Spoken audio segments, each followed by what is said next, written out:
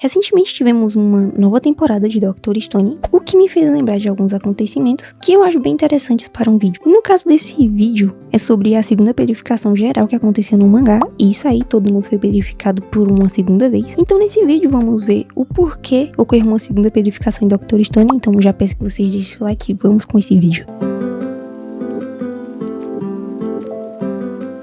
E aí, com tudo suave, é isso aí que vocês viram no título e no início desse vídeo. Em Dr. Stone teve mais uma verificação geral, onde todo mundo foi petrificado. Então, nesse vídeo vamos ver o motivo, como aconteceu, como eles quebraram a perificação novamente e coisas desse tipo. Por que aconteceu uma segunda perificação? Bom, é importante lembrar que eles vieram para a América do Sul. A primeira parte da quarta temporada mostra isso. E também foi mostrado que eles estão fugindo do Stanley, porque ele tá indo até o fim do mundo para pegar o Xeno de volta. Mal sabe ele que o Xeno e o Senku agora estão bem amiguinhos. Acontece que a intenção é ir para a América do Sul para chegar na origem da perificação, entre outras coisas que eu não vou citar nesse vídeo. E nesse meio tempo eles conseguiram descobrir como ativar as medusas, pelo menos por um breve período, tá? É importante citar isso por conta que, sem as medusas funcionando, não teríamos uma segunda perificação. Mas não pensem que a perificação foi acidental, muito pelo contrário, tá? Outra informação importante é que eles já estão no Brasil, e o cenário de onde tudo vai acontecer sobre a segunda perificação vai ser na Amazônia. E aqui no Brasil eles encontraram milhares de medusas que não estavam funcionando, pegaram algumas inclusive para fazer alguns testes. Além disso, eles também criaram uma fortaleza onde o Stanley está indo para acabar com a raça deles. E por que isso é importante? Essa luta contra o Stanley e a equipe dele foi o que levou a acontecer a segunda perificação.